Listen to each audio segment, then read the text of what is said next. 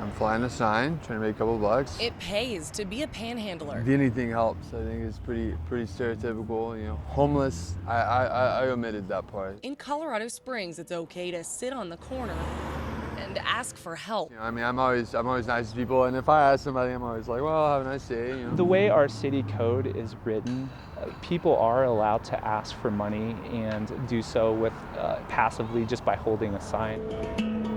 Some panhandlers know the rules. I'm an appropriate distance from doorways. And they choose to follow them. I was not getting in their space or being obtrusive or rude. But it's the few that get rude or aggressive. Continuously ask people, even though the response is no, for instance, or follows other people in public. They can make an afternoon eating outdoors or shopping uncomfortable.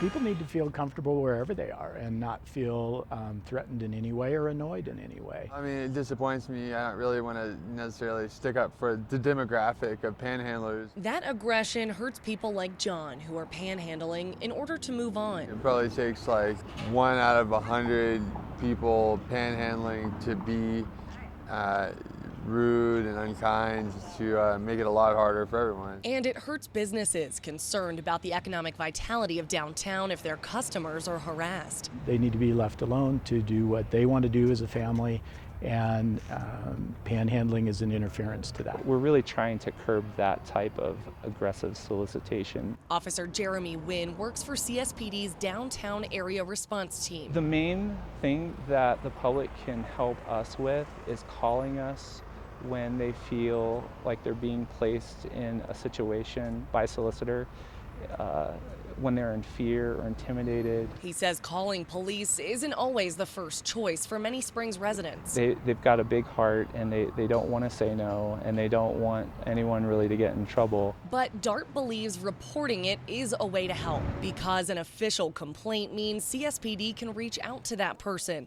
and lead them towards social services. Tell them that you're not interested in giving them money. Police and panhandlers alike tell us they're not out here because they're desperate, but because it's encouraged. Panhandling is like any other for-profit business. Those folks go where they see a large group of people because that's where they can get the money. John says that's exactly it. You know, it's pretty Pavlovian, but that's how people work. That Pavlovian concept of begging where you get a response also applies to living where you learn you can get help. They are already provided 3 meals a day.